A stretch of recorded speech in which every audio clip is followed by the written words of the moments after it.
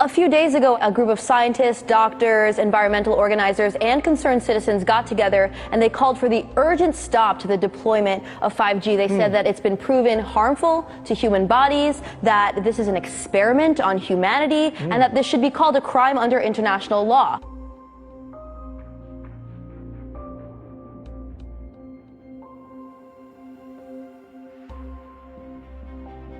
"5G is a weapon. It's used by the military. Do you know these 5G millimeter wave technologies are used to scatter crowds? They drive up in this technology when they want to scatter a cloud, and they put out these frequencies in a much higher power than 5G will be initially with us, but the same frequencies.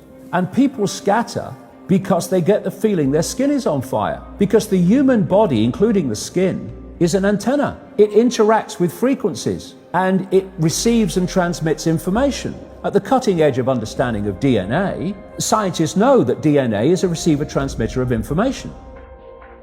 I have to tell people 5G story. It's bigger than the Holocaust. It's bigger than anything you've ever heard. I'm Mark Steele. Anybody who hasn't heard me. I'm a weapons systems head-up display expert. I'm one of the leading experts in the world. I've actually broke cover in relation to this, and the reason I became an expert was because I invented 5G is a killer. Do not believe a single word I say. Not one. I want you to do your own research. You'll find it's absolutely terrifying. There are going to be boxes broadcasting 5G, this weapon, down every street, all over the world. What we're concerned about 5G is that it's going to require a transmitter about every 3 to 10 homes. So you're talking about a small cell tower placed in front of your home. Because at these high frequencies you can't have... It doesn't travel very well. Yeah. And people need to understand, it's 24 gigahertz to 90 gigahertz. These are not 2 feet. These are 2 inches to half an inch. And this is very dense wireless radiation hitting our bodies. What we know is that it pulses more, it's got higher frequency, more waves per second, it beats up the cells more. Let's talk about today's technology, what we have going on today. Your phone is constantly sending electromagnetic fields in and out of each other. Whether or not you're receiving a notification right now, all of our digital tech sends this data back and forth, right, using these invisible microwave radiation signals. That's today's tech. We have every cell tower, every router constantly pulsing with radiation, whether or not you're using it. Science shows that this causes DNA damage, cancer, among other things. But don't take my word for it. And that's just with 4G. That's just with today's technology. Before we get to 5G, right now you got some of it, but not that much. Wireless radiation has biological effects, period. These effects are seen in all life forms: plants, animals, insects, microbes. In humans, we have clear evidence of cancer now. There is no question. We have evidence of DNA damage, cardiomyopathy, which is the precursor of congestive heart failure, neuropsychiatric effects. So 5G is not a conversation about whether or not these biological effects exist. They clearly do. 5G is a conversation about unsustainable healthcare expenditure.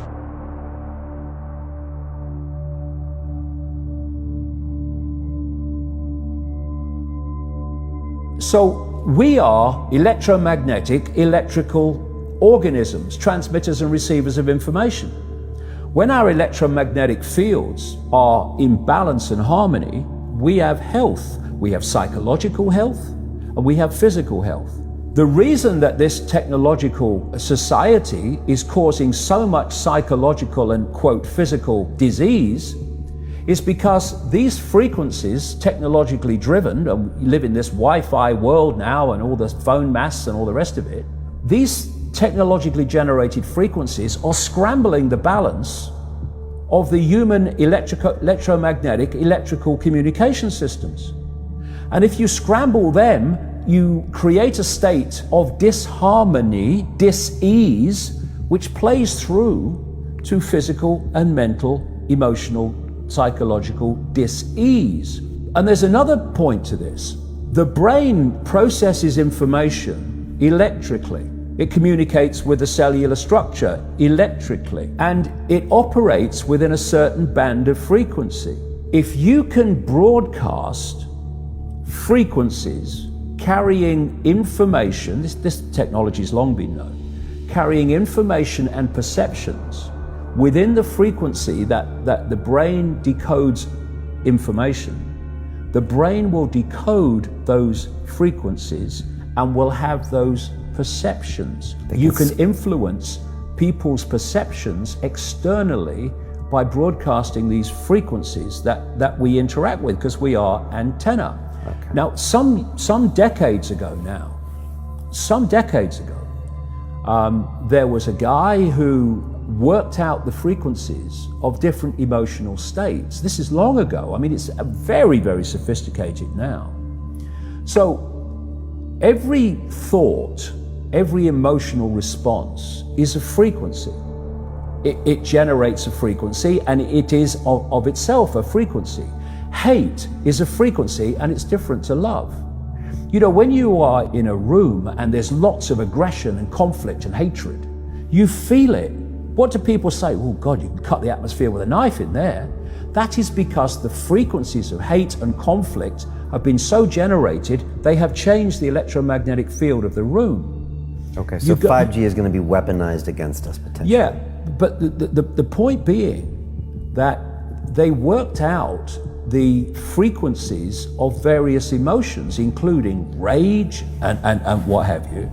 And basically, they can play across a community these frequencies without anyone knowing, and it starts to have an effect, and it starts to build rage, it starts to build anger, and people might not realize why they're feeling it, but they start to feel it. And then what they do is they trigger that with an event. Maybe some guy is attacked by the police or something, or somebody's arrested for something they didn't commit, and now there's the trigger. The blue touch paper's been lit of this manufactured frequency-driven rage, and you have mass riots and what have you, and people do things that they wouldn't normally do. And you can make people depressed. You know, the American military, they've admitted this.